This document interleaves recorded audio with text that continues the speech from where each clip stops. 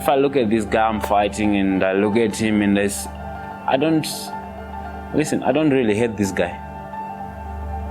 I don't hate him at all. I don't want him to put me in the same position that I was before, you know. I want to be better for my family. I want to be better for everyone around me, you know. And this guy is the only thing in front of me that is trying to stop me to be what I want to be in my life. Like I've lost so many things in my life already.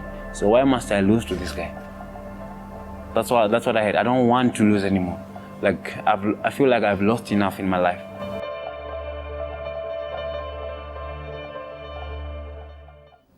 Right, let's chat more about this. I'm joined in studio by senior executive producer and MMA enthusiast Simon Stephen. He wrote the story on Themba. Very good afternoon to you. Now, when I heard about the story, it reminded me of the saying, "Be kind, for everyone you meet is fighting a hard battle." Tell us more about Themba. Well, when I first met Themba, I thought he was such a hard ass. You know, he was drilling my footwork when I started my MMA training, and I kind of wanted to know more about him because he was a very interesting, enigmatic character. So the more I asked about it, the more people said, "Oh, no, you really need to find out about Themba." So some of it was myth, some of it was fact. But when I finally sat down with him and said, "I really want to tell your story," what he told me just blew me away. And I knew that we had to tell the story for eNCA.com because it's really inspirational. It's not just about MMA. It's not just about sports. It's not just about migrancy. It's about upliftment. And that's really what he's an inspirational guy. And what drew him to this sport?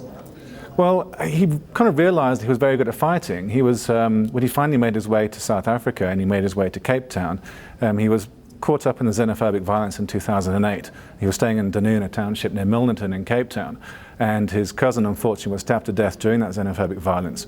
And his family were also quite a whole bunch of fighters, and he realized that if he was going to take a job as a security guard, which he did, he realized he had to learn to try and train himself to fight. So he started MMA training as a way of protecting himself, but also as a way of his job and looking after himself and his family. And he kind of realized he was good at it.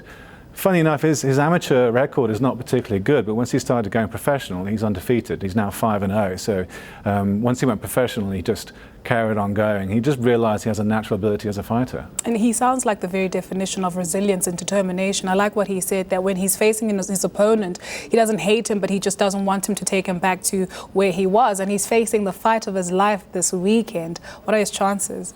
Well, the odds are even, actually, between him and Leon Maynard, the current lightweight champion at the EFC.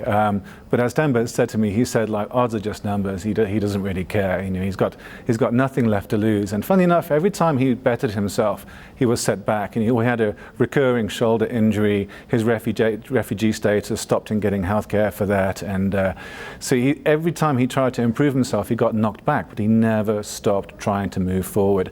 So it's a kind of a culmination to actually aim for the EFC lightweight championship for him. It's a natural progression where he just won't stop improving himself. And who will be there for him? His family?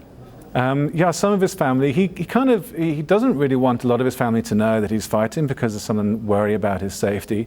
But at Fight Fit Militia, which is the gym where he's training at, it's such a strong camaraderie. There's a lot of fighters from other parts of the SADC area. There's his good friend Mark Penner, the Angolan, who's a champion, who's undefeated in the EFC, is a fantastic guy. So he has a fantastic support network up here in Sunning Hill in Johannesburg at FFM. And really, they've become his de facto family. And this is a young man that we're talking about, 24 years old. I guess it's onwards and upwards from here on for him. It is indeed, and really he won't let anything set him back. I mean, like he said, he's got nothing left to lose. I think his age is kind of belies the fact that he started out very young. I mean, his journey in terms of our multimedia feature on eNCA.com, you'll see that, you know, his story starts when he is 13, when he loses his parents, and his story starts from there. So he really had to grow up from a very, very young age.